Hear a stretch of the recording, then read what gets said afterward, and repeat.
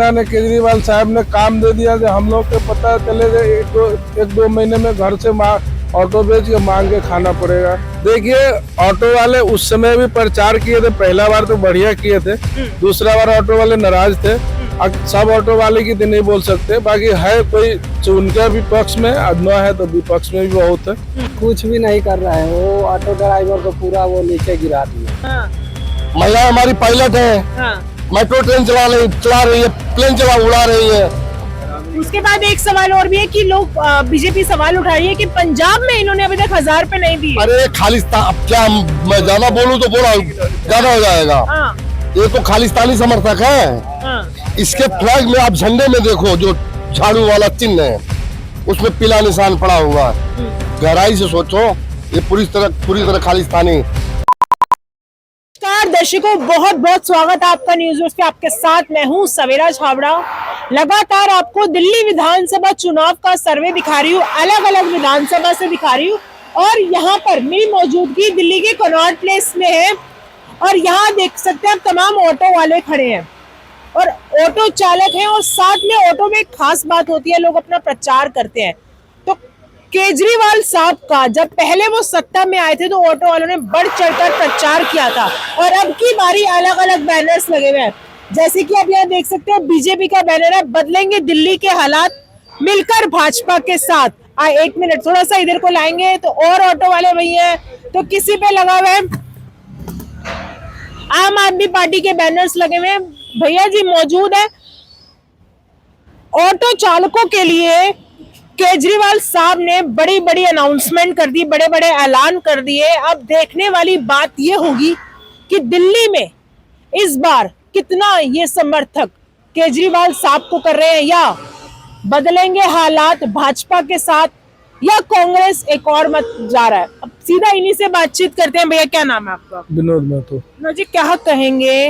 क्या बाढ़ में तो अभी कुछ नहीं कहेंगे, क्योंकि हम लोग के पास इतना ने केजरीवाल साहब ने काम दे दिया कि हम लोग के पता चले एक दो महीने में घर से ऑटो बेच के मांग के खाना पड़ेगा। जैसे रेडी पट्टी खाते ही है, अब उससे भी मांग के खाना पड़ जाएगा। इतने बुरे हालात कर दिए। अब है ना, अब ऑटो रिक्शा दिल्ली में लागू है, उसके बाद में बैटरी रिक्शा टेल दिए, उसके बाद बाइक पे चलाते सवारी कमर्शियल करवा दिए।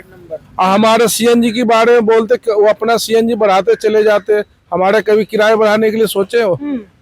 अब तो ओला उबर या महिलाओं के लिए कहने की मतलब है ऑटो ही लागू है दिल्ली में। अब बैटरी रिक्शा की अब नेशनल में कर दिए, कहीं से कहीं जा रहा है। बाइक पे आए, कहीं से भी कोई भी स्टेट की बाइक आता है, उस बाइक के अब उसमें सवारी में कर दिए, कमर्शियल में कर दिए, तो ऑटो ही क्या रह जाएगा। अब कोई मद्रास से लेके आएगा, लाइसेंस आरसी जमा करा लेते और उस पर चलाने लगते सवारियाँ। हमारे पास जो सिंगल सवारी आते वो होते ही नहीं, अब 3-4 सवारी आते हैं, उसमें अब चलाए उबर चलाए।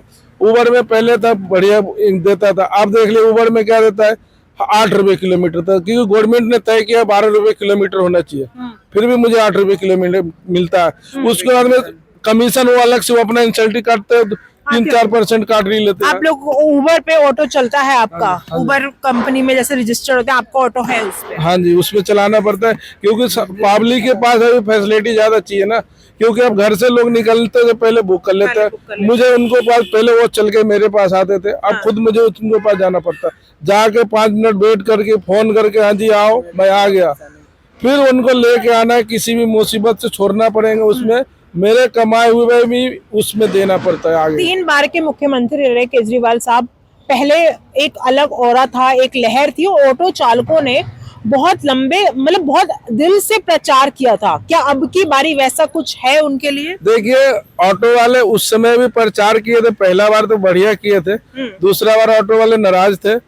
सब ऑटो वाले की तो नहीं बोल सकते, बाकी है कोई उनके विपक्ष में अदना है तो विपक्ष में भी बहुत है, बाकी हम लोग की तरह से ना है उसको ना है आपकी बारी। तो किसकी ओर देख रहे हैं आप? हमारे पास बीजेपी की जाएंगे। बीजेपी ऐसा ही है कुछ? क्या नाम है आपका? राइट, अविनाश गुप्ता।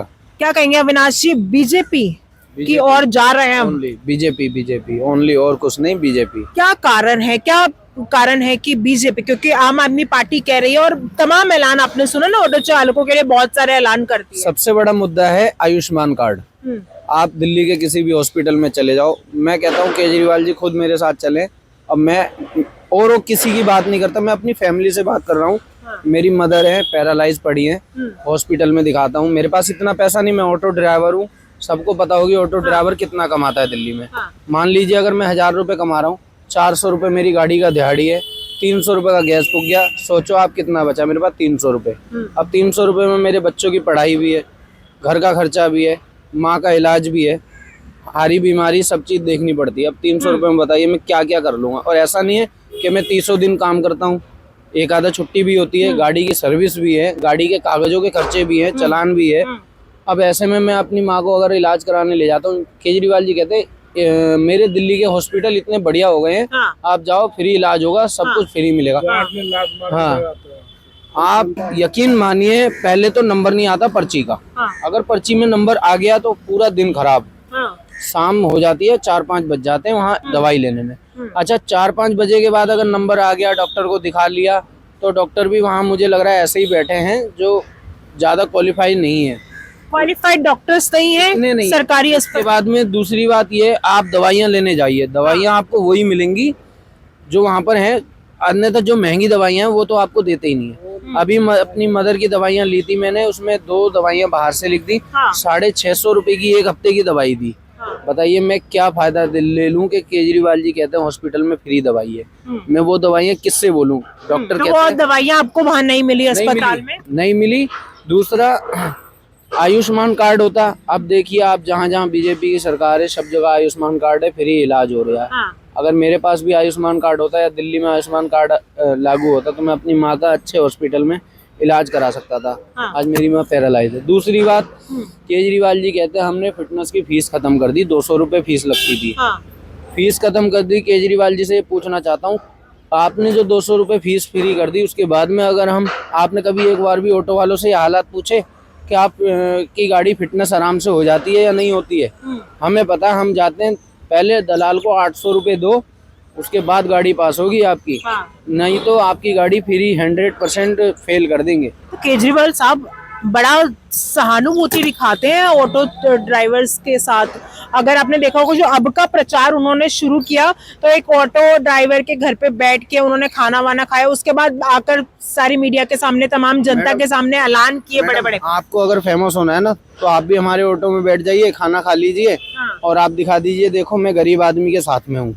लेकिन आपके अंदर का मन का क्या चल रहा है वो हमें नहीं पता ना। तो क्या ये चुनावी प्रोपेगेंडा है? प्रोपेगेंडा है, प्रॉपर वही है। आप देख लीजिए, चुनाव के टाइम पर ही सब ऑटो में बैठे मिलेंगे आपको, ऑटो वालों के साथ खड़े मिलेंगे।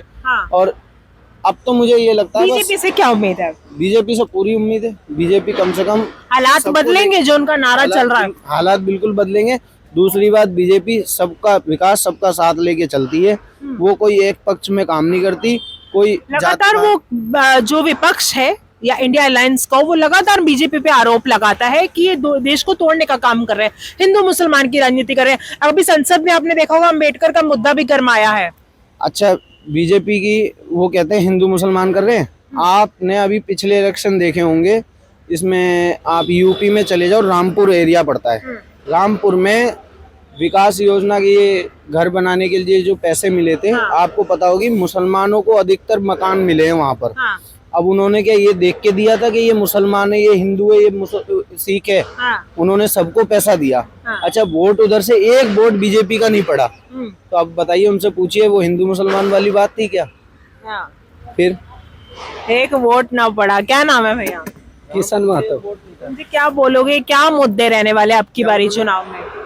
मैडम ऐसा है, ऑटो ड्राइवर तो अभी भूखा मर रहा है, हालात बहुत खराब हो गया है। तो केजरीवाल साहब तो आप लोगों के लिए बड़े बड़े ऐलान कर रहे हैं। कुछ भी नहीं कर रहे हैं, वो ऑटो ड्राइवर को पूरा वो नीचे गिरा दिए। नीचे गिरा दिया? हाँ, पूरा नीचे गिरा दिए, सारा कमाई खत्म हो गया। हालात बुरे करे, जबकि ऑटो चालकों ने मतलब सरकार बनवाई है। अगर देखा जाए तो ये कहें कि केजरीवाल साहब की सरकार ऑटो चालकों ने बनवाई है। बनवाई थी, 2013 में बनवाए थे। तो अब की बारी किसकी सरकार बनवा रहे हैं फिर? अब केजरीवाल के तो साथ नहीं है, फिर किसकी? बीजेपी के साथ। बीजेपी एक ही विकल्प है। एक ही विकल्प है, हालात वही बदलेगी, बीजेपी ही बदलेगी। बीजेपी ही हालात बदलेगी। भैया जी हैं, भैया जी से बात करेंगे। भैया जी क्या नाम है आपका? जी मैडम, संतोष सिंह। क्या कहेंगे, क्या मुद्दे रहने वाले हैं आपकी बारी चुनाव में? किस मुद्दे पे आप बात करेंगे? चुनाव में, दिल्ली विधानसभा चुनाव की बात कर रहे बीजेपी आ रही है, डबल इंजन की सरकार बनेगी। हैं। आपने तो सीधा सीधा जवाब बता दिया। बीजेपी आ रही है, क्यों? मोदी है तो मुमकिन है। मोदी है तो मुमकिन है। बिल्कुल, इसमें 100% इसमें कोई तो वर्ल्ड लीडर है वो, केजरीवाल साहब का क्या होगा? और निकम्मा हो, गिरगिट हो तो वो तो गिरगिट बड़े है। बड़े बात कर अरे रहे हो। क्या मेरा क्या उखाड़ लेगा वो? हाँ, गिरगिट वो हो। तो आप लोगों के लिए इतनी बड़ी बड़ी कुछ नहीं, योजनाएं कुछ दे रहे नहीं, हैं, कुछ आपको नहीं। यहाँ सुविधाएं डबल दे इंजन रहे की हैं। सरकार बनेगी। हाँ, बीजेपी आ रही है, सबका साथ सबका विकास। आपको ना लग रहा है कटेंगे ना बटेंगे, सबका साथ सबका विकास।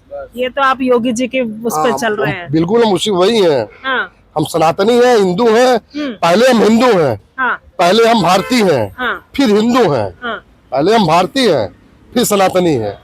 और हमारे देश, हमारे दिल में और दिमाग में बीजेपी है, हाँ।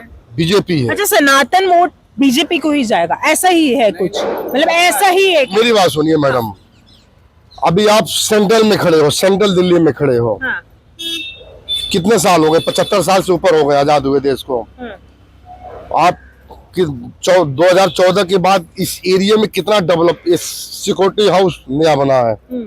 यहाँ आप सेंट्रल से लेके हाँ, आप इंडिया के सियाचिन से लेके लद्दाख तक चले जाइए, आप हाँ, कहीं भी कोई कहाँ विकास नहीं हो रहा है, हाँ, कहाँ पे नहीं विकास हो रहा है। लोगों को दिखता नहीं है कि विकास नहीं हो रहा। अरे हम टमाटर और प्याज पे नहीं मरना है। हाँ, हम चांद पे पहुंच गए, मून पे पहुंच गए, मंगल ग्रह पे पहुंच गए, लोग टमाटर प्याज पे मर रहे हैं। हाँ, क्यों मरे टमाटर? हम भूखे थोड़ी मर रहे हैं। क्या गौ- महिलाओं को केजरीवाल कह रहे हैं, महिलाओं को 2100 रुपए किस बात? अभी कहते हो विधानसभा में महिलाओं के 50% रिजर्व रखते हैं, हाँ, पार्लियामेंट में महिलाओं के लिए लड़ते हो कि 50% रिजर्व रखते हैं। हाँ, फिर उनको कमजोर समझो, इसका मतलब हाँ, महिला हमारी पायलट है, हाँ। मेट्रो ट्रेन चला रही है, प्लेन उड़ा रही है।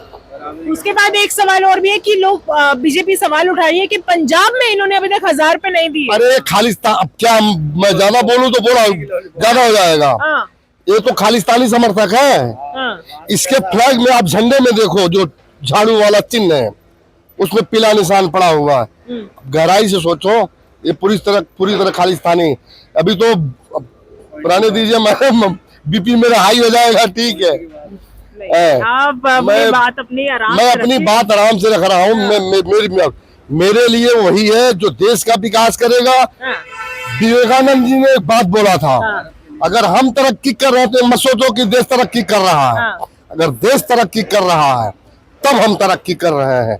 हमारे रोड ठीक होंगे। हाँ, अब रोड कहीं भी आप चले जाइए, दिल्ली में हाँ, नितिन गडकरी ने मेरठ एक्सप्रेसवे बनाया, हाँ, द्वारका एक्सप्रेसवे बनाया, दिल्ली टू बॉम्बे एक्सप्रेसवे बनाया। हाँ, ये दिल्ली की मैं बात कर रहा विकास हुआ हूँ, है। विकास की बात कर रहा हूँ कि राजस्थान की, हरियाणा की गाड़ी आ रही है, दिल्ली में पोल्यूशन ना होने पाए। बड़ी बड़ी गाड़ियां जो है, बसें ट्रकें सब बाहर निकल जाए, सेंटर में ना आने पाए। विकास कहाँ पे नहीं हो रहा है? हर जगह विकास हो रहा। मुझे तो नया पार्लियामेंट बन गया, अब इससे ज्यादा विकास क्या नया होना? पार्लियामेंट बना, उस पर भी राजनीति शुरू हो गई थी। राजनीतिक सब करते हैं, कौन सा नया पार्लियामेंट? सब राजनीतिक पार्टियां हैं, सब। मोदी जी ने लाल किले से एक बात बोला था कि गुलामी की मानसिकता से निकलना है। हाँ, अब एड़े हैं, सब पार्लियामेंट में पहुंच गए। कितने ऐसे हैं पागल एड़े जो पार्लियामेंट में पहुंच गए हैं। मैं सबको नहीं करूंगा, हाँ, माफ करना, हाँ। लेकिन जो लेकिन केवल जनता मोदी ने के विरोध पहुंचाया, में, जनता ने तो पहुंचाया ना उन्हें। जनता ने जनता यही तो देश का दुर्भाग्य है। हाँ, जो देश के लिए जीता है, हाँ, जो देश के लिए मरता है। अरे मोदी के पास कौन से बीवी बच्चे हैं, योगी के पास कौन से बीवी बच्चे हैं? ना अपने परिवार को, भाइयों को देख पा रहे हैं और देश के लिए मर।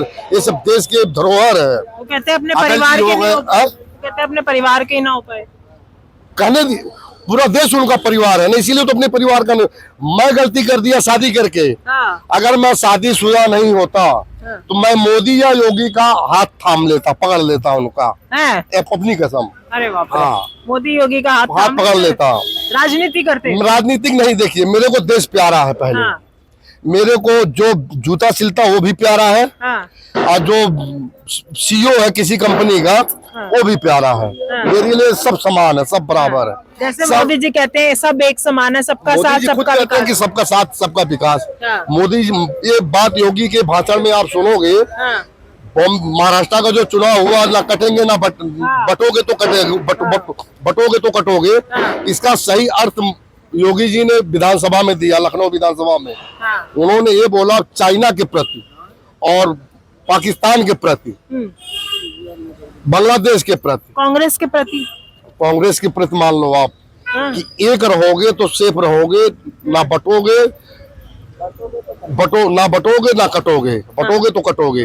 चाइना हमें हमारे ऊपर आक्रमण कर देगा, पाकिस्तान। खड़गे साहब ने बोला था कि इनका यही काम है, ये बांटने और काटने खड़गे का यही साहब काम तो अब सैया पे हैं, अब तो खत्म हो तो सैया पे हैं। खड़गे साहब अब ऊपर की सोचे, अब वो तो उनको बेड रेस्ट दे दिया जाए, ये अच्छा है। चलिए, ये तो चलता रहेगा। और भी मौजूद है लोग, उनसे भी बातचीत करेंगे। भैया जी, क्या नाम है आपका? मैंने बोल दिया। अच्छा, क्या नाम है भैया आपका? बस बोल दिए मैडम। अरे बताइए, थोड़ा सा चुनाव में वोट तो डालोगे? वोट मेरा वोट यार नहीं है, ठीक है। कहाँ का वोट है? मेरा गांव में है मेरा, जैसे कोई बात नहीं, लेकिन मैं जहाँ रहता हूँ वहाँ पानी नहीं आता। नवी करीम की हालत बहुत खराब है, पूरा गंदा पानी आता है। गंदा पानी आता है? बिल्कुल गंदा। केजरीवाल साहब तो बोलते हैं सब बिजली पानी बहुत बढ़िया है। कुछ नहीं मैडम, ये सब जुमला करने वाला बात है, ये सब कुछ नहीं है। गंदा पानी आता है। तो क्या लग रहा है केजरीवाल साहब वापसी करेंगे? ये हम नहीं कह सकते हैं कि आपसी करे ना करे, लेकिन ये पानी मेरे पास नहीं आता है, बिल्कुल गंदा पानी आता है। 5 बजे सुबह से मोटर चलाता हूँ, 7 बजे तक ले, कभी 5 मिनट कभी 10 मिनट, इससे पहले पानी नहीं आता है वहाँ पे। बस इससे पानी आई भी नहीं करता है, इतने गंदा पानी पीने लायक काबिल नहीं है। हम फिल्टर का ही पानी पी रहे हैं। फिल्टर का पानी, गंदा पानी आ रहा है, इस वजह से बाहर से फिल्टर बाहर का से हम पानी। फिल्टर खरीद कर, एक डिक्शनरी बोतल खरीद के हम पानी पी रहे हैं, इतना गंदा पानी आ रहा है। हम ये नहीं कह रहे हैं कि कोई भी जीते, लेकिन काम करना चाहिए, लेकिन सरकार काम करता नहीं। खाली ये जो केजरीवाल साहब ने काम ना करे, काम करते थे तो हम बोलने के, हम लोग को जनता का मौके नहीं देते वो। हाँ। फिर हमें क्या जरूरी था इतना करने की? हम तो ये कहते हैं कि काम करो, सबके लिए अच्छा काम करो, अच्छा देश के लिए करो, लेकिन वो खाली जुमला करने वाला काम करता है, जुमलाबाजी करते हैं। बस। बिजली, पानी, ऑटो चालक, उन सब से हमने बातचीत करी। मुद्दे देख लो, ये सब है। केजरीवाल साहब बड़े बड़े दावे करते हैं कि हमने सब साफ कर दिया, कोई मुद्दा ही नहीं छोड़ा, लेकिन मुद्दे ये जमीनी स्तर पर ये हाल है, ये हालात हैं। आप लोगों को क्या लगता है क्या होने वाला है अब की बारी विधानसभा चुनाव में? क्योंकि सरगर्मियां तेज है, मौसम ठंडा है, लेकिन राजनीतिक गलियारों में गर्माहट है, टेम्परेचर हाई है। हमें कमेंट करके जी बताइएगा। फिलहाल इस वीडियो में इतना ही। जय हिंद, जय भारत।